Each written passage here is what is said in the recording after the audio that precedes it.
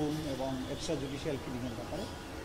তো প্রথম যেটা গণহত্যার মামলা, সেই মামলাতে উনি এককভাবে আসামি ছিলেন। আজকে তার সাথে ওই মামলাতে সাবেক পুলিশ মহাপরিদর্শক চৌধুরী আব্দুল আল মামুন সাহেবকে ওই মামলাতে আসামি হিসাবে গ্রেপ্তার দেখানোর জন্য আমরা আবেদন করেছিলাম।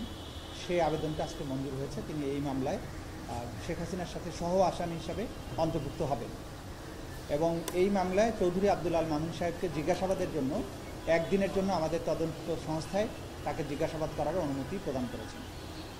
এটা ছিল চৌধুরী আব্দুল আল মামুন সাহেবের সাথে রিলেটেড প্রসিডিংস।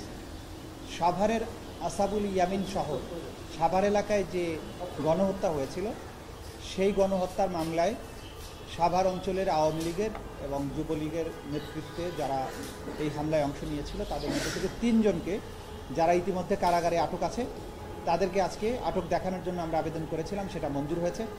এখানে সাভারের বিরুলিয়া ইউনিয়নের একজন চেয়ারম্যান আছে, সেই চেয়ারম্যান সহ 3 জনকে গ্রেপ্তার দেখানো হয়েছে। এই মামলাতে আগে থেকেই 10 জনের বিরুদ্ধে গ্রেপ্তারি পরোয়ানা জারি আছে। তার মধ্যে একজন গ্রেপ্তার আছে, আর এই বাকি 3 জন আগে থেকেই গ্রেপ্তার ছিলেন, তাদেরকে এই মামলায় গ্রেপ্তার দেখানো হলো আজকের আলোচনার মাধ্যমে। এবং আরেকটা প্রসিডিং ছিল পুরনো একটা মামলার, যেটা চূড়ান্ত শুনানির জন্য সামিং আপ আর্গুমেন্টের জন্য ছিল, সেটা পরবর্তীতে 18ই মে তারিখে পরবর্তী দিন ধার্য হয়েছে। এটাই ছিল আজকের মোটা দাগের প্রসিডিংস।